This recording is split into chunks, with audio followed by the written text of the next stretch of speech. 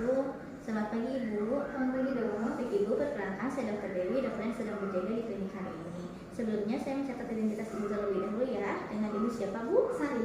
Baik Ibu Sari, usianya berapa tahun? 45. Oh baik, 45 tahun. Jenisnya perempuan ya Bu ya. Ibu pekerjaan sehari-harinya apa? Ibu rumah tangga. Baik Ibu rumah tangga. Itu apakah sudah menikah? Sudah. Sudah menikah. Sudah punya anak Bu? Udah ada 5. Oh, ada 5, baik. Baik Ibu, hari ini saya akan menjelaskan kepada Ibu mengenai pemeriksaan payudara sendiri, di mana tujuan dari pemeriksaan ini apabila nanti ditemukan kelainan pada payudara Ibu seperti adanya tumor, benjolan ataupun yang lainnya, Ibu dapat mendeteksi sedini mungkin agar nanti dilakukan penanganan sedini mungkin. Baik, mungkin demikian penjelasannya. Ibu apakah sudah dimengerti? Iya, sudah mengerti. Terima kasih Ibu. Baik, bismillahirrahmanirrahim. Yang pertama kita berdiri di depan cermin dengan bahu tegak, kemudian dari diusungkan dan kedua tangan kita letakkan di pinggul. Setelah itu kita lihat kesimetrisan dan juga bentuk dari payudara. Kita lihat apakah terdapat perubahan pada kulit seperti adanya kemerahan, kemudian adanya pembengkakan, dimpling sign, kemudian terdapatnya ulcerasi serta ditodul, kemudian refraksi kulit, periode orange atau kelainan pada nipple seperti adanya retraksi, kemudian erosi, kemudian krusta dan juga discharge. Kemudian selanjutnya kita letakkan kedua tangan di pinggang, kemudian sedikit berikan dorongan atau ditekan agar otot pectoralisnya ini dapat berkontraksi. Nah, pada pasien yang tumor payudara, maka prosedur ini akan menyebabkan tumornya ini terlihat lebih menonjol dan juga kulit yang retraksinya akan terlihat lebih jelas. Kemudian kita lihat pada bagian aksilannya apakah terdapat pembesaran dari kelenjar getah bening. Selanjutnya angkat kedua tangan ke atas seperti ini, kemudian kita turunkan ke bawah, kemudian kita lihat dari gerakan payudaranya apakah ikut bergerak.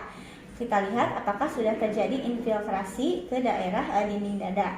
Nah, selanjutnya kita lakukan palpasi. Di sini masih dalam posisi berdiri. Kita tekan perlahan nipple-nya dengan menggunakan jari telunjuk dan juga ibu jari. Tujuannya ini untuk melihat apakah terdapat discharge yang keluar, dan discharge-nya ini bisa berupa susu, kemudian cairan kekuningan ataupun kemerahan. Kemudian yang selanjutnya setelah itu kita lakukan palpasi pada daerah payudara dengan cara kita berbaring di tempat pemeriksaan dalam posisi terlentang, kemudian kita letakkan bantal kecil di bawah bahu, kemudian pada pemeriksaan payudara kiri kita letakkan tangan kiri di belakang kepala, kemudian kita lakukan palpasi dengan menggunakan tangan kanan, dan begitu pula sebaliknya. Di sini kita lakukan palpasi pada payudara ini dengan menggunakan ujung jari dari jari telunjuk, jari tengah dan juga jari keempat, dan dalam posisi yang rapat. Kemudian jika terdapat tumor atau jika terdapat tumor yang terdeteksi, maka kita jelaskan mengenai lokasi, ukuran, konsistensi, mobilitas, permukaan, bentuk dan juga batasnya dan jumlahnya. Kemudian kita lakukan palpasi yang pertama dengan cara vertikal.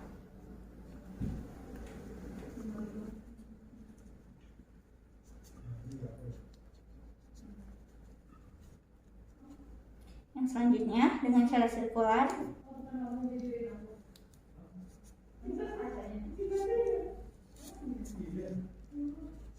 Yang selanjutnya ini inward section atau ke arah nipple.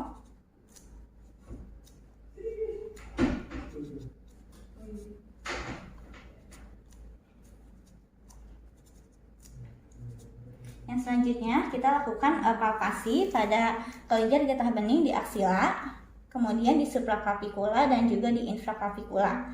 Dan kita tentukan mengenai jumlah, ukuran, konsistensi dan mobilitas. Untuk palpasi daerah supraclavicula dan clavicula ini sebaiknya dilakukan dengan lembut dan dalam posisi duduk. Kemudian kita lakukan pemeriksaan pada payudara sebelah kanan dengan tangan kanannya kita letakkan di belakang kepala. Kemudian kita lakukan palpasi dengan menggunakan tangan kiri. Yang pertama secara vertikal.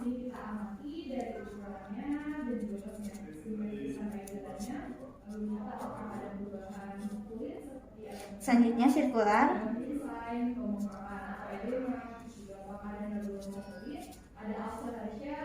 Kemudian inward section atau ke arah nipple.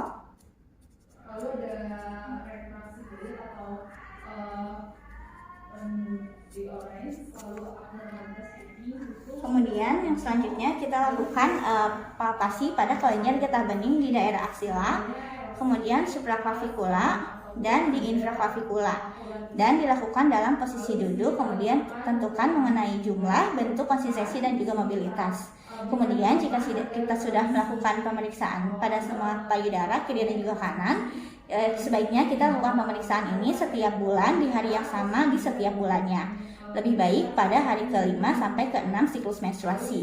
Kemudian jika terdapat kelainan pada payudara, kita segera konsultasikan ke dokter dan kemudian kita membuat dokumentasi dari pemeriksaan.